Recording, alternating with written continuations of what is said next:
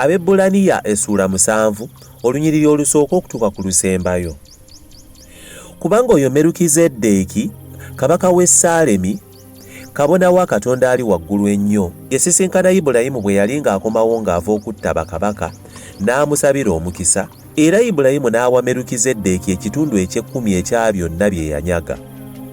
Okusooka erinnya eryo litegeeza kabaka ow'obutuukirivu, era ekyokubiri ye kabaka w'e Saalemi, ekitegeeza nti ye kabaka ow'emirembe, ate alina kitaawe, ate alina nnyina, ate alina bajjajjaabe, ate alina lunaku lwe yasookerako newankubadde enkomerero y'obulamu, naye yafaananyizibwa omwana wa Katonda abeere kabona ow'olubeerera ennaku zonna.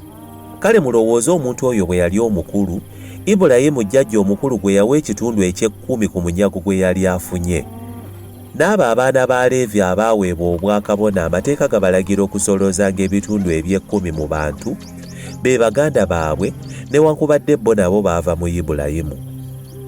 Naye oyo atali wa mu kika kyabwe yafuna ekimu eky'ekkumi okuva ku Ibulayimu n'amusabira omukisa gw'oyo eyalina ebyasuubizibwa.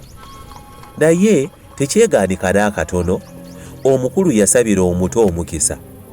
Mu ngeri emu, abaweebwa ebitundu eby'ekkumi be bantu abafa, naye mu ngeri endala kiweebwa eri oyo ategeezebwa nga mulamu. Tuyinza era okugamba nti ne Leevi aweebwa ekimu eky'ekkumi yawaayo ekikye ng'ayita mu Ibulayimu, kubanga yali akyali mu ntumbwe za jjajjaawe Merukizeddeeki bwe yamusisinkana. Kale okutuukirira singa kwaliwo lwakabona ow'Abaleevi, kubanga abantu baaweebwa amateeka mu biro byabwo, kiki ekyetaaza nate kabona ow'okubiri okuyimuka mu ngeri ya Merukizeddeeki n'atabalirwa mu ngeri ya Alooni? Kubanga obwakabona bwe bukyusibwa era n'amateeka tegalema kukyusibwa. Kubanga oyo eyayogerwako ebigambo ebyo wa kika kirala omutaavanga muntu yenna eyali aweereza ku kyoto. Kubanga kitegeerekese nga Mukama waffe yava mu Yuda, ekika kya Musa kyataayogerako bigambo bya bakabona.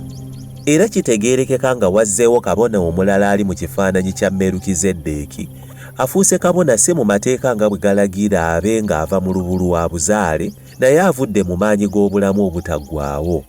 Kubanga Kristo ayogerwako nti, oli kabona okutuusa emirembe gyonna ng'engeri ya Merukizeddeeki bw'eri.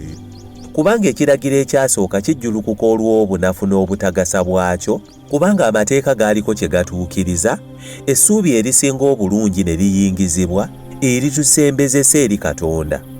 Era kino tekyakolebwa watali kulayira kirayiro, kubanga abo baafuulibwanga bakabona awatali kirayiro, naye ye yafuulibwa kabona mu kirayiro ng'ayita mu oyo amwogerako nti, Mukama yalayira era talyejjusa, oli kabona okutuusa emirembe gyonna.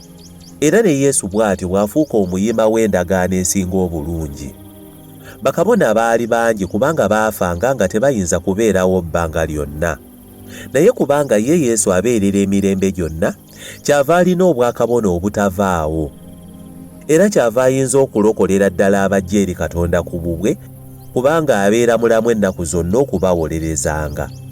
N'olwekyo kabona asinga obukulu afaanana bw'atyo ye yatusaanira, omutukuvu, ataliiko kabi, ataliiko bbala, eyayawulibwa okuva ku abo abalina ebibi, era eyagulumizibwa okusinga eggulu, atawalirizibwa nga bakabona abasinga obukulu bali, okuwangayo ssaddaaka buli lunaku, okusooka olw'ebibi bye yennyini, oluvannyuma olw'ebyo eby'abantu, kubanga okwo yakukolera ddala omulundi gumu bwe yeewaayo yennyini.